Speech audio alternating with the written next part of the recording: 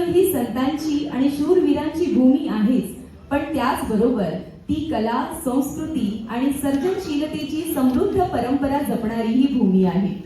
नृत्य व एकांकिका या केवळ सादरीकरणाच्या कला नसून त्या भावनांची भाषा, समाजाचे प्रतिबिंब आणि तरुणाईच्या विचारांना व्यासपीठ देणारे प्रभावी माध्यम आहेत.